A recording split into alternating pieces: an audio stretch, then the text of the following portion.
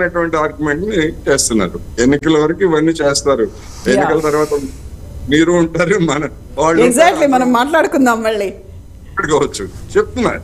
ఎందుకంటే ఒక mind game ఒక పొలిటికల్ పార్టీ ఒక మైండ్ గేమ్ ఆడినామండి, చూద్దాం ఏమవుతుందో. ఎస్. సో రమేష్ గారు, అక్కడ మనం చూస్తున్నటువంటి విజువల్స్ అన్ని నాగపూర్కు చెందినటువంటి కాంగ్రెస్ ఆవిర్భావ సభ విజువల్స్. అక్కడ ఒక భారీ బహిరంగ సభ అనేది ఫర్ ద ఫస్ట్ టైం నాగపూర్లో పెట్టారు. నాగపూర్ అనగానే టక్కున ఆర్ఎస్ఎస్ అనేది గుర్తొస్తుంది.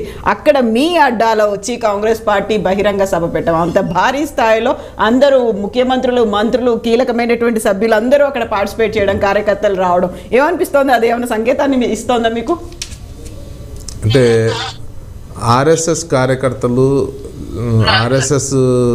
కార్యకర్త అన్న తర్వాత లేకపోతే శాఖ వచ్చేటువంటి ప్రతి వ్యక్తి బీజేపీలోనే ఉండాలనేటువంటి ఎవరి మీద ఆ విధమైనటువంటి ఒత్తిడి కట్టుబాట్లు ఉండవు. అది అర్థం కాదు. యూజువల్ గా ఆర్ఎస్ఎస్ అనగానే బీజేపీని కంట్రోల్ చేసేది, ఆర్ఎస్ఎస్ ఐడియాలజీ అంతా బీజేపీలో. ఇది అంతా కూడా అపోహ. ఆర్ఎస్ఎస్ సంబంధించినటువంటి ప్రధాన కార్యాలయం అక్కడే ఉంది. మా శాఖ ప్రారంభమైంది అక్కడే. అది మాకు ఒక పుణ్యభూమి. అది 100% సంఘ పరివార సంస్థలన్నీ కూడా దాన్ని పవిత్రంగా భావిస్తాం. కానీ మొదటి నుంచి కూడా అక్కడ కాంగ్రెస్ చాలా స్ట్రాంగ్గా ఉండేటువంటి ప్రాంతం. నాగపూర్కు సంబంధించినటువంటి ప్రాంతానికి సంబంధించిన వాళ్ళే పార్టిసిపేట్ చేయలేదు. వాళ్ళ దేశానికి సంబంధించి అందరినీ అక్కడికి రమ్మని ఈరోజు వాళ్ళ వార్షికోత్సవం జరుపుకుంటున్నారు.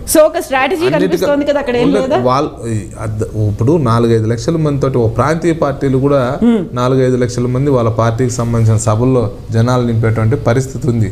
వాళ్ళ కార్యకర్తలను అందరినీ రమ్మని చెప్తే ఇన్ని సంవత్సరాల స్వతంత్ర భారతావనిలో పరిపాలించినటువంటి కాంగ్రెస్ పార్టీ వార్షికోత్సవానికి దేశమంతా ఉన్నటువంటి వాళ్ళందరూ రండి అని చెప్పి వాళ్ళు ఏదో ఒక కార్యక్రమం పెట్టుకున్నారు. అది విజువల్స్ చూసినంత మాత్రాన అటాటివన్నీ కూడా తల్లో ఎంటికలు ఎన్ని ఉన్నాయో అన్ని కార్యక్రమాలు భారతీయ జనతా పార్టీలో చేశాము, చేస్తున్నాము, చేయబోతున్నాము కూడా. అయ్యే అది పెద్ద కౌంట్లే.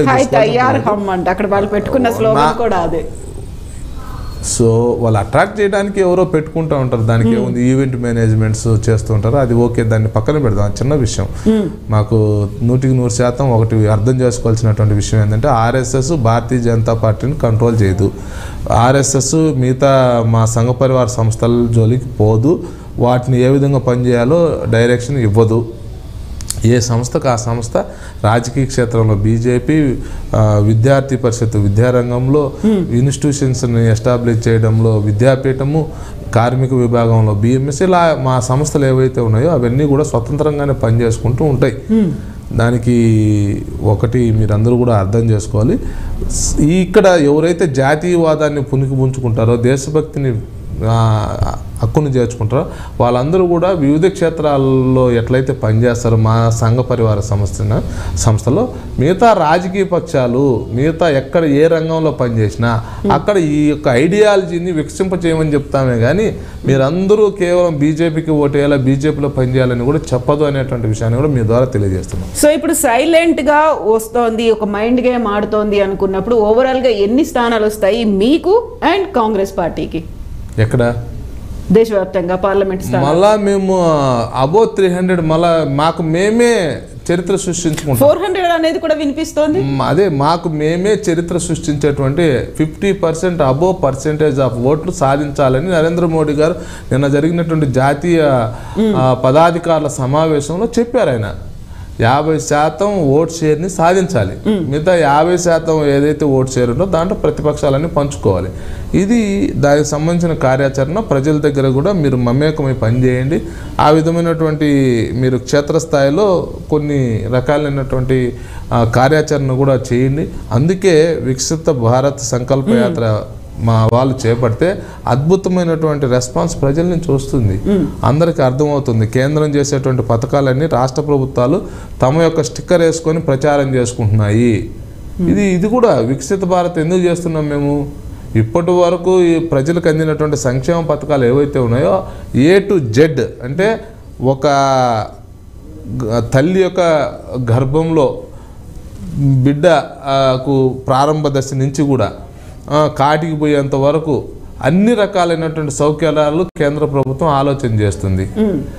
రక్తహీనత ఉండకూడదు, బలవర్ధకమైనటువంటి ఆహారం ఇవ్వడం, అంగన్వాడీ ద్వారా పాలు, గుడ్లు, చిక్కీలు, అక్కడి నుంచి వస్తే వాళ్ళకు పాపం ఆర్థిక సహకారం అందజేయడం, గర్భవతులకి కావాల్సినటువంటి జన ఔషధ కేంద్రాల ద్వారా మెడిసిన్స్ ఇవ్వడము, లేకపోతే బిడ్డ ప్రసవించిన తర్వాత వాళ్ళకి ఆర్థిక సహకారం 5,000 రూపాయలు ఇవ్వడం కావచ్చు, బేటీ బచావో బేటీ పడావో కావచ్చు, మంచినీళ్ళు సౌకర్యం, పుట్టినటువంటి ప్రతి వాడు మనందరం కూడా స్వేచ్ఛాయుతమైనటువంటి జీవనం సాగించాలి, స్వచ్ఛమైనటువంటి నీరు తాగాలి, మనం విద్యను కూడా మనకు పొందడం అనేది హక్కు.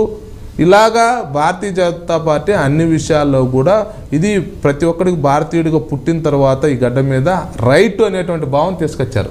యాచించాల్సినటువంటి అవసరం లేదు. కాబట్టి చూడండి, ప్రమాదవశాత్తు ఏదైనా జరిగితే ప్రమాద బీమా. సో ఓవరాల్ గా అయితే మీరు చాలా కాన్ఫిడెంట్ గా రైతులకి 6,000 రూపాయల సహకారం. సో ఏం జరుగుతుంది అక్కడ? జోడో యాత్ర జోష్ అనేది కనిపిస్తుందా, లేకుంటే మీరు అనుకున్నటువంటి ఒక మ్యాజిక్ మార్క్? జోష్ లేదు, యాష్ లేదా? జోష్ లేదు, యాష్ మాత్రమే ఉంది, అంతకన్నా ఏమీ లేదు. కాబట్టి మేము అద్భుతమైనటువంటి ఫలితాలు మొన్న అసెంబ్లీ ఎన్నికల్లో సాధించాం. ఇప్పుడు రేపు పార్లమెంట్ ఎన్నికల్లో కూడా మాకు మేమే చరిత్ర సృష్టించాం. ఎస్ అండి, థ్యాంక్ యూ సో మచ్ అండి. కోటేశ్వరరావు గారు, థ్యాంక్ యూ సో మచ్ అండి. మళ్ళీ మనం మాట్లాడుకుందాం. మీరు అన్నట్టుగా బోల్డ్ అని డెవలప్మెంట్స్ అయితే ఉండబోతున్నాయి, వాటన్నిటి గురించి మనం మాట్లాడుకోవాల్సిన అవసరం ఉంది. అండ్ రమేష్ గారు చెప్పినటువంటి అంత కాన్ఫిడెన్స్ అనేది నిజంగానే ప్రజల నుంచి రిఫ్లెక్ట్ అవుతుందా అనేది కూడా మనం మాట్లాడుకోవాలి. Thank you.